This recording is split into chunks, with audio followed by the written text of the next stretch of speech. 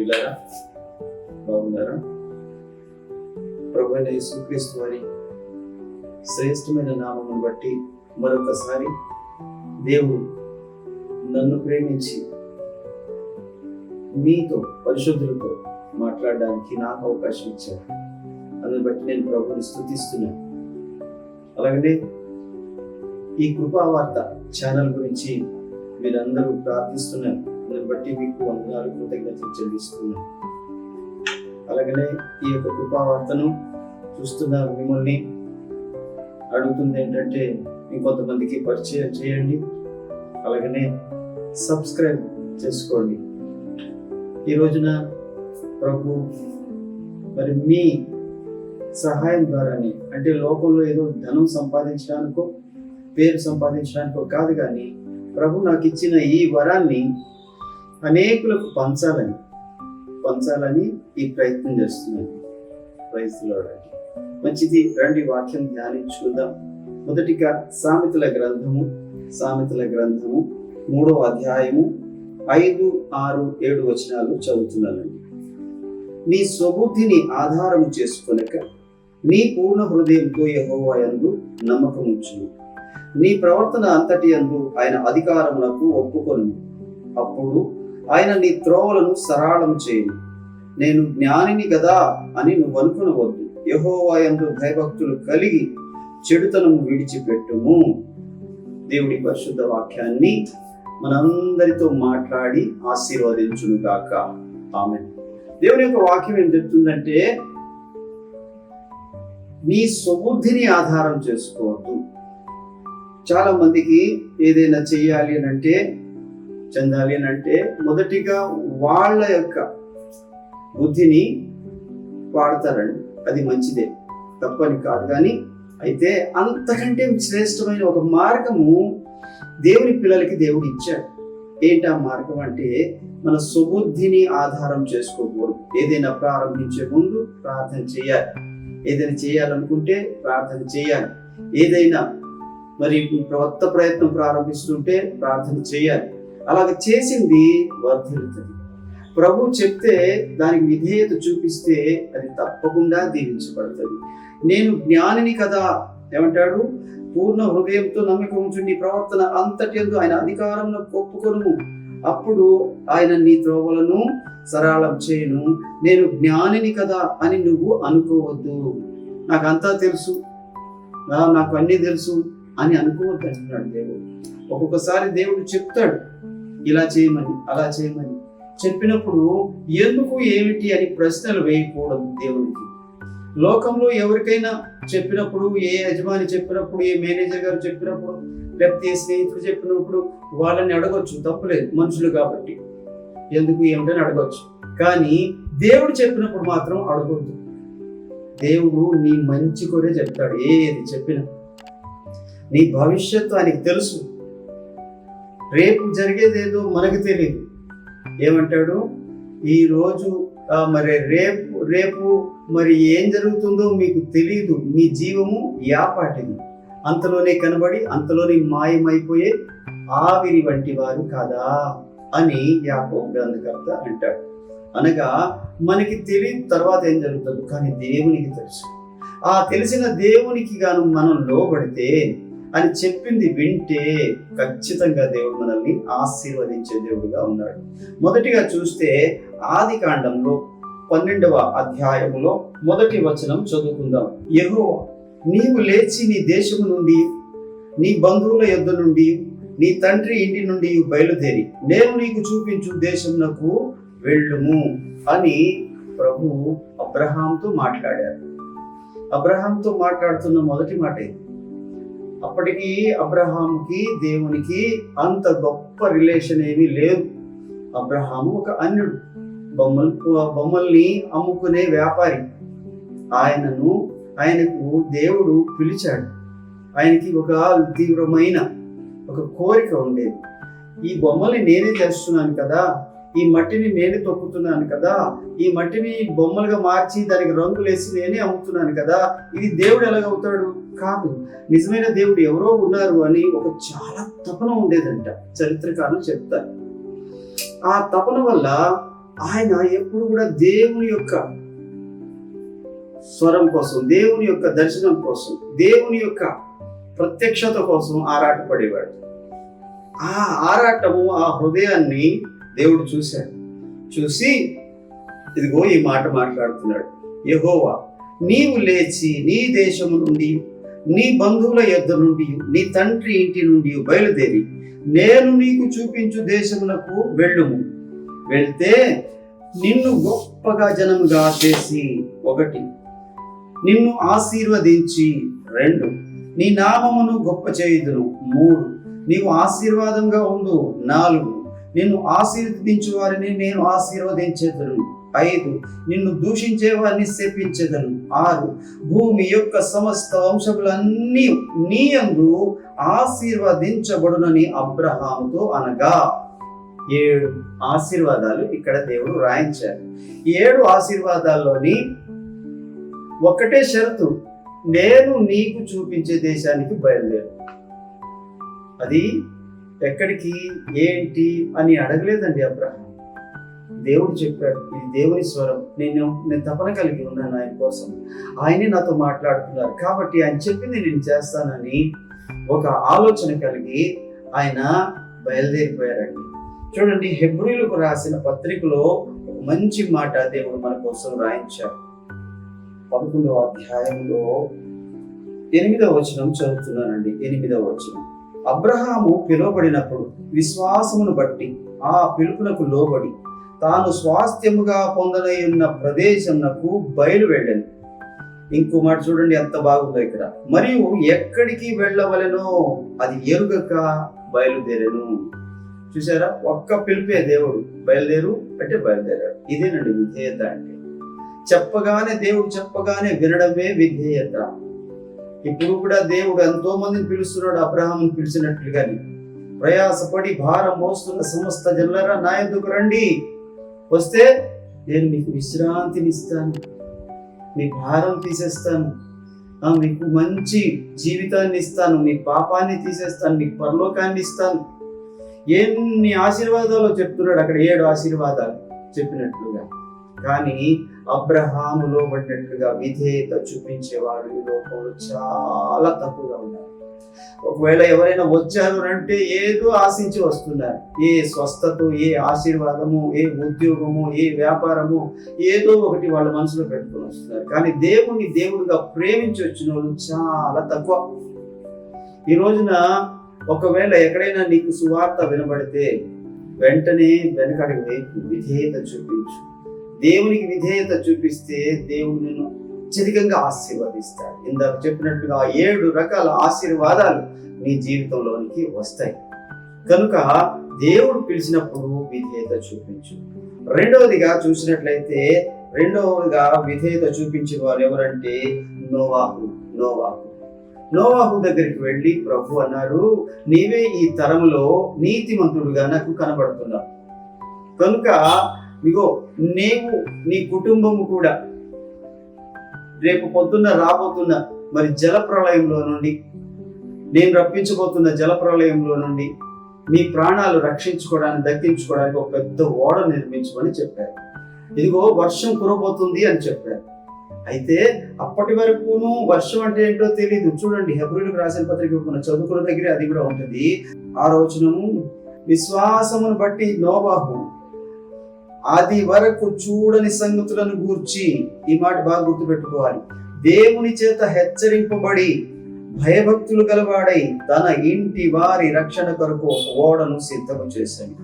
అందువలన అతడు లోకం మీద నేరస్థాపన చేసి విశ్వాసమును బట్టి కలుగు నీతికి వారసుడాయను. ఏమండి, విశ్వాసాన్ని బట్టి నోవహు అది వరకు చూడని సంగతులను గూర్చి హెచ్చరింపబడ్డాడంటండి. అది వరకు ఏం చూడలేదు అనంటే వర్షం చూడలేదు, ఎప్పుడు వర్షం కురవలేదు. అప్పటి వరకు మంచు కురిసేది, నేల నుండి ఆవిరి లేచి పంట పండేది, నేల యొక్క ఆవిరిలో నుండి మరి పంట పొలాలు పండేవి. ఆ కారణం చేత మరి ఎప్పుడు చూడని సంగతులు దేవుడు చెప్తున్నాడు. వర్షం కురుస్తుంది, జలప్రళయం రాబోతుంది, ఓడ తయారు చేసుకో, ఆ ఓడ తాలూకు కొలతలు ఇలా ఉండాలి, అలా ఉండాలి అని మొత్తం కొలతలు మొత్తం ఇచ్చేశాడు దేవుడు. వర్షమే తెలియనోడు వర్షం వస్తుందంటే నమ్మాడు. జల ప్రళయం తెలియనోడు జల ప్రళయం వస్తుందంటే నమ్మాడు. నమ్మి దేవుడు ఏం చెప్పాడో అది చెప్పాడు. అలాగే 120 సంవత్సరాలు అది కట్టడానికి టైం పట్టింది.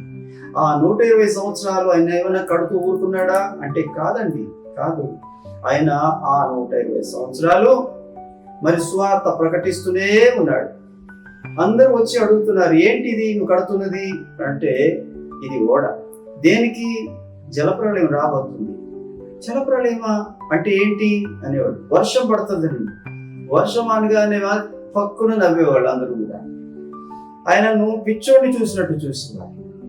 కానీ ఇప్పుడు కూడా అదే జరుగుతుంది కదా.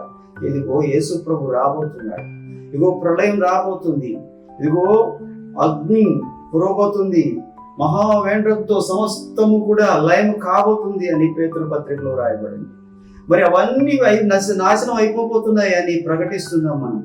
అందుకని మనల్ని కూడా నోవాహును చూసినట్లుగా పిచ్చోళ్ళు చూసినట్టు చూస్తున్నారు. కానీ తథ్యం ప్రభు ఒకసారి ఆ చెప్పినప్పుడు జలప్రళయం వస్తుంది అన్నప్పుడు అప్పుడు అవిధేయులైన వారందరి మీదకి కూడా ఆ ప్రళయం వచ్చింది.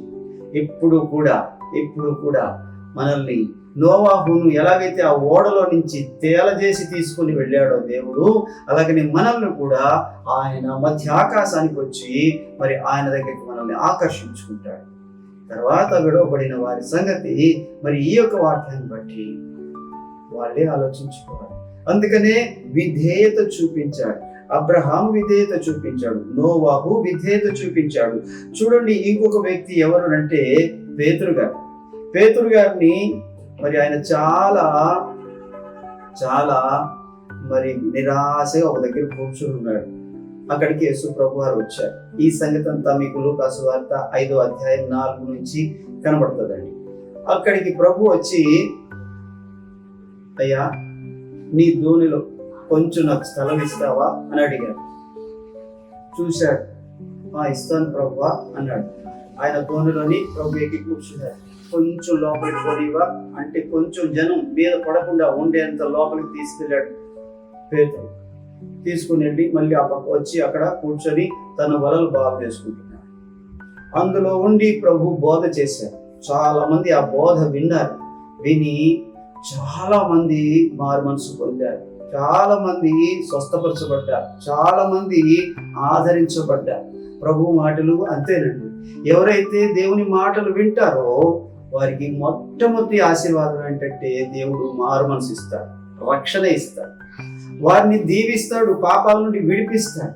రెండోది వారిని స్వస్థపరుస్తాడు, వారి ఆత్మను స్వస్థపరుస్తాడు, శరీరాన్ని స్వస్థపరుస్తాడు, మనసును కూడా స్వస్థపరుస్తాడు. అనగా సర్వ శరీరానికి ఆరోగ్యాన్ని ఇస్తాడు. ఆ మాటలు వింటుంటే అందరూ ఆనందంతో పొంగి పొంగిపోయారు, అందరూ పరవశం అయిపోయారు, వెళ్ళిపోయిన తర్వాత మరి ఆ యొక్క నావలో నుండి ప్రభు దిగి పేతురు దగ్గరికి వచ్చారు. ఏంటయ్యా అలా దిగులుగా ఉన్నావు, ఏంటి సంగతి అంటే ఆయన అన్నాడు, అయ్యా రాత్రంతా కష్టపడ్డాను కానీ ఒక్క చేప కూడా దొరకలేదు నాయనా అని చెప్పాడు. అవునా, అయితే పద మళ్ళీ వెళ్దాం అన్నాడు. అయ్యా ఇప్పుడు దొరకవు అయ్యా అన్నాడు. అవి రాత్రులే దొరుకుతాయి, పగలు దొరకవు, ఇప్పుడు చేపలు దొరికే టైం కాదయ్యా అన్నారు. అయినా సరే వెళ్దామా అంటే సరే పదండి అయ్యా అని చెప్పేసి వెంటనే విధేయత చూపించారు. లోపలికి వెళ్ళారు సముద్రంలోనికి. వెళ్ళిన తర్వాత అక్కడ యేసు ప్రభు ఏం చెప్తున్నారంటే, కుడి వైపున వలవి అన్నారు. నేను అనుకుంటాను బహుశా పేతురు నవ్వుకొని ఉంటాడు. నేను జాలరిని, నేను చేపలు పట్టేవాడిని. పగలు అలా చేపలు దొరకవు, రాత్రే దొరుకుతాయి. అయినా సరే రాత్రి కూడా దొరకలేదు.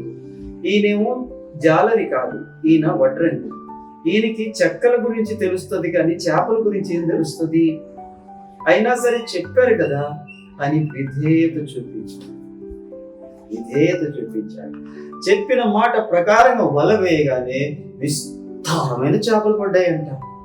అంటే ఈ రోజున నువ్వు ఏ వ్యాపారం చేస్తున్నావు, ఏ ఉద్యోగం చేస్తున్నావు నాకు తెలియదు, కానీ ఒకటి మాత్రం నీకు చెప్తున్నాను, ఆయన చెప్పిన దాంట్లో నీ వ్యాపారం చేయి, ఆయన చెప్పిన దగ్గర ఉద్యోగం చేయి, మోకాళ్ళ మీద కనిపెట్టు, మోకాళ్ళ దగ్గర ప్రభు ప్రార్థనలో అడుగు, మోకాలు వేసి అడుగు, ప్రభువా ఇగో నేను చేస్తుందంతా నష్టానికి వస్తుంది, నాశనానికి వస్తుంది, నేను అన్నిటి విషయంలో నైనా విఫలం అయిపోతున్నాను, నన్ను సఫలపరచండి అని నువ్వు అడిగినట్లయితే ప్రభు చెప్తారు, నువ్వు కుడివైపు వలవేయి. కుడివైపు వలవేసినప్పుడు విస్తారమైన దీవెనలు పొందుకుంటా. పేతురు అదే చేశాడు. ఇదిగో అబ్రహాము లేచి బయలుదేరు అనంటే బయలుదేరాడు. ఇదిగో నోవాహు మరి ఆ ఓడను నిర్మించమంటే ఎందుకు ఏంటని అడగలేదు, నిర్మించాడు. ఇదిగో ఈ పేతురు ఆ వల వేయమంటే అటు దొరకవు ప్రభు అని అనలేదు, కానీ చెప్పిన మాటను బట్టి వల వేశాడు, విస్తారంగా దీవించుకుంటాడు. ఇక 4వ వ్యక్తి చూసినట్లయితే దేవుని యొక్క లేఖనాలలో నయమాన్. ఈయన సిరియా దేశంలో సైన్యాధిపతి. ఈయన వెళ్ళి ఏ దేశం మీద కానీ యుద్ధం చేస్తే అపజయంతో తిరిగి వచ్చిన చరిత్రే లేదు ఆయనకి. అంత బలవంతుడు, అంత విద్య నైపుణ్యం కలిగిన వాడు, యుద్ధ నైపుణ్యం కలిగిన వాడు. అలాంటి వాడికి దేవుడు ఒక బలహీనత పెట్టాడు. అదేంటంటే కుష్ఠరోగం. పగలంతా అందరి మీద చాలా అజమాయిషీ చేస్తాడు. పగలంతా ఒళ్ళంతా కవర్ చేసుకొని ఎక్కడ కూడా తనకి బలహీనత ఉన్నట్టుగా కనపడకుండా చాలా ఉంటాడు హుందాగా. కానీ ఇంటికి వెళ్ళి రోజు ఏడుస్తాడు. అయ్యో నా పరిస్థితి ఏంటయ్యా అని ఏడుస్తాడు. అంటే దేవుడు తెలియదు ఈయన. వాళ్ళ ఇంట్లోనంట మరి ఒక చిన్నది ఉంది, యూదా దేశం నుండి తీసుకొచ్చిన చిన్నది బానిస పిల్ల. ఆమె చెప్పిందంట, అమ్మా మా దేశంలో ఒక ప్రవక్త ఉన్నారు, ఆయన పేరు ఎలీషా. ఆయన దగ్గరికి తీసుకెళ్ళండి, వెంటనే మన యజమానుడు బాగుపడతాడు అని చెప్తే ఆ మాట ఆయనకి చెప్పింది. ఆయన వెళ్ళి రాజుగారికి చెప్పాడు. రాజుగారు తాకీదు రాయించి ఇదిగో ఇశ్రాయేల్ దేశంలోని రాజుగారికి పంపిస్తే ఆ రాజుగారు ఏడుస్తున్నాడు, అయ్యో నేనేమన్నా దేవుణ్ణి ఆ కుష్ఠరోగం బాగు చేయడానికి నన్నెందుకు ఇలాగా ఈ రాజు పగబట్టున్నాడు అని బాధపడుతుంటే ఆ మాట ఎలీషాకు వినబడి అంటున్నాడు, నువ్వేం భయపడకు, ఆయన నా దగ్గరికి పంపించి నేను బాగు చేస్తాను. రాజు అదే చేశాడు. నయమాన్ని ఎలీషా దగ్గరికి పంపించి ఎలీషా దగ్గరికి వెళ్ళాడు. ఎలీషా దగ్గరికి వెళ్ళగానే ఈ నయమాన్ ఏమనుకున్నాడంటే, నేను ఏ దేశానికి వెళ్ళినా సాదర స్వాగతం దొరుకుతుంది, నా ముందు చాలా మంది స్వాగతం పలకడానికి ఎదురొస్తారు, నన్ను చాలా మర్యాదగా తీసుకెళ్తారు, ఇక్కడ కూడా అలాగే జరుగుతుంది అనుకున్నాడు. కానీ అలా జరగకపోగా ఎలీషా అన్నాడు, వెళ్ళి ఆ యొక్క యోర్దాను నదిలో 7 సార్లు మునిగి ఇంటికి వెళ్ళిపోమని చెప్పాడు. చాలా కొట్టేసినట్టు అయిపోయింది ఇంత గొప్ప సైన్యాధిపతికి. ఏంటి బయటికి రాలేదు, నన్ను చూడలేదు, నన్ను కుశల ప్రశ్నలు అడగలేదు, ఏం జరిగిందని తెలుసుకోకుండా లోపలే ఉండి ఎంత గర్వం ఈ ప్రవక్తకి అని అలిగి వెంటనే వెనక్కి వెళ్ళాడు. ఎందుకు వెళ్తున్నాడో తెలుసా? అటు నుండి యుద్ధం తీసుకురావడానికి ఈ దేశం మీద ఎలాగైనా సరే నన్ను ఇలాగ అవమానించిన వాడికి మీద పగ తీర్చుకోవాలి అన్నట్టుగా వెళ్ళిపోతున్నాడు. అయితే అందులోని జ్ఞానం కలిగిన సైనికుడు ఉన్నాడంట. అక్కడికి వెళ్ళి అన్నాడంట, అయ్యా ఆయన ఏమడిగాడు? ఏమైనా బంగారం అడిగాడా, భాగ్యాన్ని అడిగాడా, వజ్ర వైడూర్యాన్ని అడిగాడా? ఏమీ అడగలేదు కదా. ఊరకనే ఆ నదిలో వెళ్ళి మునగమన్నాడు, అంతే కదా. మునిగితే ఏమైందయ్యా అని ఆ 2 చేతులు జోడించి వినయంగా చెప్పాడు. కాస్త మెత్తబడ్డాడు. సరే అని చెప్పేసి వెళ్ళాడు. తన బట్టలన్నీ విప్పేసి ఆ నైలు నది, ఆ యోర్దాను నదిలోకి దిగి మునిగి లేచాడు. చూసుకున్నాడు, ఏ స్వస్థత రాలేదు. మరలా 2వసారి మునిగాడు, రాలేదు. 3వసారి రాలేదు, 4వసారి రాలేదు, 7వసారి 6 సార్లకి నిరాశ వచ్చేసింది. ఇది అబద్ధము, నన్ను అవమానించడానికి ఇది కూడా చేశాడు అని అనుకున్నాడు ఏమో లోపల. అయినా సరే లోపల అలా మునిగి అలా బయటకు వస్తుంటే పసిబాలుడి శరీరం ఎలా ఉంటుందో అంత లేత శరీరం వచ్చిందంటండి. దేవునికి మహిమ కలుగునుగా. ఆయన చెప్పినప్పుడు మనం వింటే ఇది ఇలాగెలా జరుగుతుంది అనుకుంటే నువ్వు ఎప్పటికీ జయం సాధించలేవు. ఆయన చెప్పినట్టుగా, దేవుడు చెప్పినట్టుగా వింటే నువ్వు ఖచ్చితంగా దీవించబడతావు. ఖచ్చితంగా నీ రోగం బాగవుతుంది. నీ రోగం బాగవుతుంది. ఇక్కడ ఏ నయమాను 7వసారి వచ్చినప్పుడు ఆ కుష్ఠరోగం మొత్తం పోయిందండి, చక్కటి ఆరోగ్యంతో. అప్పుడు మళ్ళా ఎలీషా దగ్గరికి వెళ్ళి ఆయనకి ఏదో ధనం, ధాన్యం, బంగారం ఇవ్వబోయాడు, దుస్తులు ఇవ్వబోయాడు, కానీ ఆయన తీసుకోలేదు. అప్పుడు ఏమడిగాడో తెలుసా? అయ్యా, మీ దేశపు మట్టిని ఇస్తావా నాకు తెలుసు, ఎందుకంటే నేను మా దేశానికి వెళ్ళాక ఇదిగో ఆ గుడిలోని, ఆ గోపురాల్లోని వెళ్ళాల్సి వస్తుంది నా రాజుతో కలిసి. అప్పుడు ఈ మట్టి వేసుకుని ఆ మట్టి మీద నిలబడి నేను ఆ బొమ్మ ఉన్నప్పటికీ కూడా మన దేవుణ్ణి, యెహోవా దేవుణ్ణి ఆరాధించుకుంటానయ్యా. ఎంత మారు మనసు అండి, ఎంత మార్పు అండి. వస్తప్పుడు కోపంతో వచ్చాడు, గర్వంతో వచ్చాడు, కానీ చిన్న బిడ్డ మనసుతో వచ్చేసి. అవును, నువ్వు విధేయత చూపిస్తే దీవించబడతావు. అబ్రహాము దీవించబడ్డాడు, నోవాహు దీవించబడ్డాడు, పేతురు దీవించబడ్డాడు, నయమాను దీవించబడ్డాడు. ఇక చివరిగా ఇంకా చాలా మంది ఉన్నారు, కానీ చివరిగా ఒక మనిషిని చూపిస్తాను. ఆయన హెబ్రీయులకు రాసిన పత్రికలోని 5వ అధ్యాయం 7వ వచనం. శరీరధారి అయిన ఉన్న దినములలో మహారోదనతోనూ కన్నీళ్లతోనూ తన్ను మరణము నుండి రక్షింపగలవానికి ప్రార్థనలు, యాచనలు సమర్పించి భయభక్తులు కలిగి ఉన్నందున ఆయన అంగీకరించబడెను. ఆయన కుమారుడై ఉండి తాను పొందిన శ్రమల వలన విధేయత నేర్చుకునేను. ఈయనెవరు? యేసుక్రీస్తు ప్రభు వారు. ఈయన కూడా విధేయత చూపించారు ప్రభుకి, తండ్రి అయిన దేవుడికి విధేయత చూపించారు. ఎక్కడ చూపించారంటే యెషయా గ్రంథంలోని 50వ అధ్యాయంలో ఉంటుంది అదంతా. ఏమంటే ఆయన, అయ్యా ఓహో మరి వెళ్తారా, మరి భూమి మీదకి వెళ్తారా, అక్కడ చాలా మంది నశించిపోతున్నారు, నరకానికి వెళ్ళిపోతున్నారు. ఎందుకనంటే యోహాను సువార్త 3:16 అంటాడు, తండ్రి అయిన దేవుడు లోకముని ఎంతో ప్రేమించాడు కాగా తన అద్వితీయ కుమారునిగా పుట్టిన వాని అందు నిశ్వాసం ఉంచువాడు నశింపక నిత్య జీవం పొందినట్టు ఆయనను అనుగ్రహించను అన్న మాట అక్కడ రాసుంటారు. అనుగ్రహించడానికి ముందు ఆయన అడుగుతున్నారు, వెళ్తారా? అయ్యా నేను వెళ్తాను, తప్పకుండా వెళ్తాను. ఇదిగో ఆయన నా చెవికి వినుబుద్ధి పుట్టించగా నేను తిరుగుబాటు చేయలేదు అని అక్కడ రాసుంటారు. విన్నాడు ప్రభు, విధేయత చూపించారు, వెళ్తానయ్యా అన్నాడు.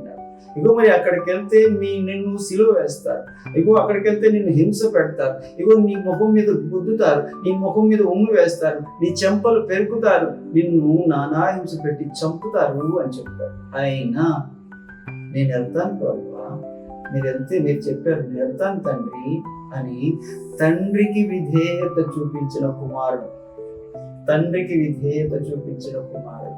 ఆయన ఆ విధేయత చూపించడం వల్ల మరి భూలోకానికి వచ్చాడు. అందుకని వాక్యం ఏం చెప్తుందంటే ఫిలిప్పీయులకు రాసిన పత్రికలు 2వ అధ్యాయంలోని 6వ వచనంలోని ఆ కిందకి వస్తే అక్కడ అంటాడు, ఇదిగో ఆయన తను సిలువ మరణము పొందినంతగా విధేయత చూపించాడంట, తను తాను తగ్గించుకున్నాడంట. అందుకని తండ్రి అన్ని నామముల కంటే పై నామం ప్రభుకి ఇచ్చారు. ఏమండి, ఎవరైతే విధేయత చూపించారో, ఎవరైతే తగ్గించుకున్నారో, ఎవరైతే దేవుని ప్రేమిస్తారో వాళ్ళందరికీ కూడా తప్పగా ప్రతిఫలం దేవుడు దయచేస్తాడు. మనం ఎందుకు చూపించాలి అంటే, మొదట చదువుకున్నాం కదా, నేను జ్ఞానిని కదా అని అనుకోవద్దు. ఇగో నీ ప్రవర్తన అంతటిలో ఆయన అధికారమునకు ఒప్పుకొను, అప్పుడు దేవుడు నిన్ను దీవిస్తాడు. అందుకనే మనం జ్ఞానమును బట్టి కాకుండా ప్రభు యొక్క మహాకృపను బట్టి ఆయనకు విధేయత చూపిద్దాం. దేవుడి వాక్యము మన వెనుకలో దీవించును గాక. ఆమేన్. Praise the lord.